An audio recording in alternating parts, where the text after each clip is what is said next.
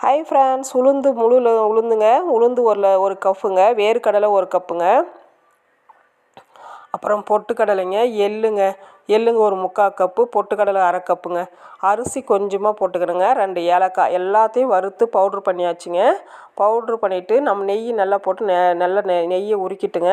அப்புறம் நம்ம வீட்டில் நாட்டு சக்கரை இருந்தாலும் சரி, கருப்பட்டி இருந்தாலும் சரி, எதாக இருந்தாலும் சரிங்க, ஏதாவது ஒன்று போட்டு எல்லாத்தையும் மிக்ஸ் பண்ணிடணுங்க. மிக்ஸ் பண்ணிவிட்டு நம்ம வானல் வச்சு நல்லா கெட்டியான வானலை வச்சு அப்படியே லைட்டாக சிம்மிலேயே வச்சு நம்ம கிண்டிகிட்டே இருந்தோம்னு வச்சுங்களேன், அந்த வெல்லத்தோட பிசுபிசுப்பும் நெய்யும் நல்லா உருகி நல்லா நம்ம உருண்டை பிடிக்கிற அளவுக்கு வந்துடுங்க.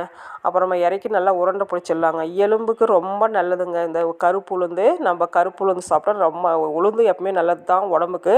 டெய்லி ஒரு உருண்டை சாப்பிட்லாங்க. அதுவும் 40 வயசுக்கு மேலானவங்களாம் இது சாப்பிட்டா ரொம்ப நல்லதுங்க. பிடிச்சிருந்தால் லைக் பண்ணுங்கள், கமெண்ட் பண்ணுங்கள், ட்ரை பண்ணி பாருங்கள் ஃப்ரெண்ட்ஸ். ஓகே, பாய்.